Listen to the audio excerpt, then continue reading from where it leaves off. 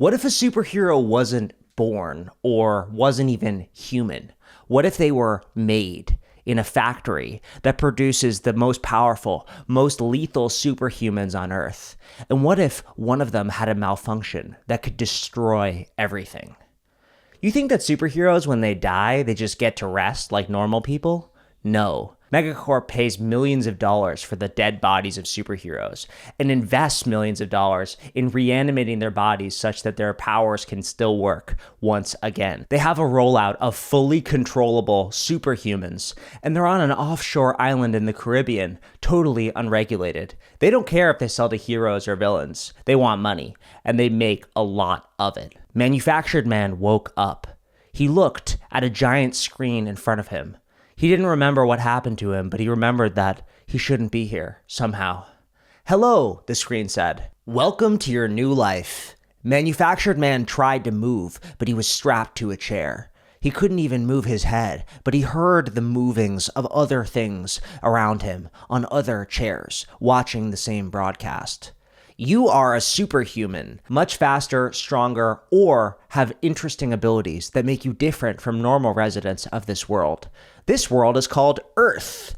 It showed a picture of Earth. Manufactured Man didn't know much, but he knew that he was a human. He knew that he was on Earth. He tried to move again, straining against his restraints, and a red light shone down on Manufactured Man. He struggled in his restraints, and he heard movement around him. Defective, defective, defective. People in his peripheral vision started to say, "On Earth, you will be a superhero or a supervillain. Your master will have something called a codex." It showed something that looked like a complicated wristwatch. "Anyone who has your codex controls you. You must do whatever they say. Otherwise, you will be terminated." It showed a little emoticon of a little superhero with his head getting chopped off. "Don't try to resist," the screen said. Manufactured Man heard more people looming around right outside of his peripheral vision. "If you try to resist, anyone with your codex can terminate you, and you will come back to this factory. Trust me when I say this." A little emoticon showed a smiling face, and the smiling face turned to a frown. "You do not want to come back to this factory." Manufactured Man knew enough. He pulled out of his restraints, feeling strength coursing through his veins. He turned around in his peripheral vision and was horrified. He was surrounded by hundreds of cybernetic robots combined with pulsing blood and skeletons. They had eyes in their deep sockets, a strange combination of human and android. They all looked a little different, but it was clear that they all used to be human, but human they no longer were. Manufactured Man was horrified. He looked down at his hands, and he saw that he was made out of the same material. The other robots watching were observing the broadcast without much resistance. "I'm different," Manufactured Man thought. Different is bad. And as soon as he said that, he got grabbed by a giant thing from above. Manufactured Man tried to resist, but the thing was much stronger than him. It was a giant robotic claw. "Defective, defective," the claw said. Manufactured Man used all of his strength. He knew that he had super strength, but the claw was designed to control these robots. The claw pulled him up into the darkness, away from the other robots. "Let me out," Manufactured Man said, but the claw simply hummed. "Silly little defective, do not resist." There was something about the way the factory spoke. It didn't speak like a machine. It spoke like a human. "You can't do this to me," Manufactured Man said, as the claw pulled him up towards an observation deck, where humans in suits were typing on computers, looking at him with deep concern. At the front of the humans was a doctor, female, in a wheelchair, looking at him with abject disgust. "I hate the defective ones. Who did he used to be?" the woman said. "Strongheart, sir." "I'm a lady," the woman said. "Ma'am." Strongheart. Untapped super strength tied to extreme emotion. It's kind of a difficult power. I think the stress of waking up in the new body broke past the mental controls. "Give me the master codex," the woman said. "But he's right there. He could break into the..." "I need it." The man hesitantly handed her a glowing codex, just like the one from the video. Manufactured Man noticed the codex was gold, unlike the silver in the video. She started typing into the codex, and immediately Manufactured Man's mind went numb, silly. He was thinking happy thoughts. "That's it," the woman said. "Go back to sleep." He was so tired. Manufactured Man thought he could just sleep forever.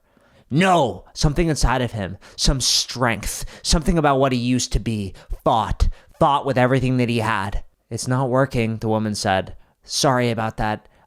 She waved her hand, and the scientist that gave her the codex was carted away by the people in suits. "Let me out of here," Manufactured Man said, fighting against the claw. Even though the claw was so strong, he felt its pincers loosen a little. He was stronger than he should be. Something about his past. He remembered lifting a giant truck over his head. Something about being the strongest one. The strongest in the... His memories were fuzzy. His brain was partially replaced by code. He heard a voice in his mind say, "Don't think that, don't think that," as the doctor looked at him and kept speaking. "This is your Codex 48601. You remember what happens when I press the button on the codex, don't you? You watched that much of the seminar?" Manufactured Men struggled. Again, the claw was super strong, but not strong enough for him. Something about his strength. If he got angrier and angrier, with more passion and more emotion, strength. Something about heart. Strong heart? His arm broke out of the claw. He was strong enough to break it. The lady was surprised and immediately pressed a button on his codex. He thought for sure that he would die, but instead he was shocked with high voltage, so much pain. He felt the pain in every part of his body that was still human. His skin between the robotic flesh cooked, and he finally was completely defeated, hanging almost unconscious in the claw, looking at the doctor. "You can't do this to me," Manufactured Man said. "Actually, I can," the lady said. "We bought your corpse from the crash site. Technically, you are our property," but Manufactured Man screamed in rage. Something about being bought. He remembered something about his race back when he was human, about them being bought and sold. Something about it really hurt him deep inside. This lady, this disgusting scientist, thought that she could buy and sell him. He would show her. He screamed in rage and finally broke out of the claw's control. "The codex," the lady said, going to press the button. Everything froze. Manufactured Man knew he only had a moment of freedom. He jumped with all of his might from the claw's grasp, breaking through the glass, reaching for the codex. The lady's finger pressed the button, and Manufactured Man felt it. Total, abject hopelessness. He fell onto the lady's lap, and she screamed in pain, knocked out of her wheelchair. But Manufactured Man wasn't dead.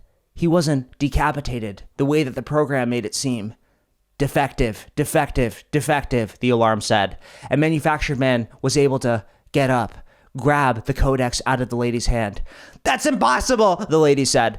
"You're my property, my property." Manufactured Man rose his foot over the woman's face. People in the control deck started firing electric pulse weapons at him, but he still could step. He still could kill her. He saw the woman's eyes widen in fear. But superheroes don't do that. With the codex securely in hand, Manufactured Man looked up towards the ceiling.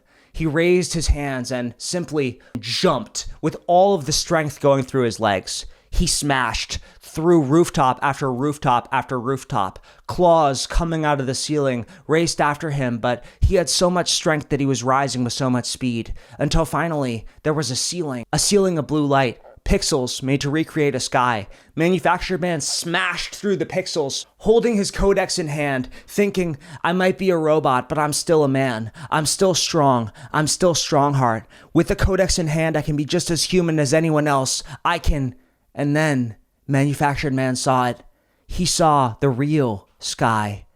It was smog. Black, disgusting smog. Manufactured robots on all sides of him flew down towards him, and Manufactured Man landed on the rooftop of the factory, facing 4 separate robots. "Your power level is only calibrated to 3 out of 5, the lead robot said. "We are 4 out of 5. It is futile to resist so many targets at once." Every single flying robot started beating down on Manufactured Man, breaking his face, breaking his body, and Manufactured Man screamed in rage, pulling the codex to his eyes. He had a second and saw a button he didn't see before. As the robots beat down on him, they spoke with dispassion. "Do not resist. Once you are sold to a master, they can be benevolent. They can give you a life almost like you had when you were human. You could have died, and they saved you." The pain was getting too much. Every part of Manufactured Man's human body was slipping away. His muscles, his organs, his heart, his brain were all breaking. Maybe the robot was right. Maybe he should give up his freedom and sit in the chair and watch. No, Manufactured Man thought. He remembered what it was like to be human. He pressed the button. Every single robot beating down on him fell unconscious to the ground. Manufactured Man struggled to his feet, bleeding blood and oil onto the factory roof, looking out over the smoggy sky, surrounded by a black, shifting ocean. And even though the world was black and twisting and horrible and turned people into animals that kill each other, Manufactured Man knew he was free.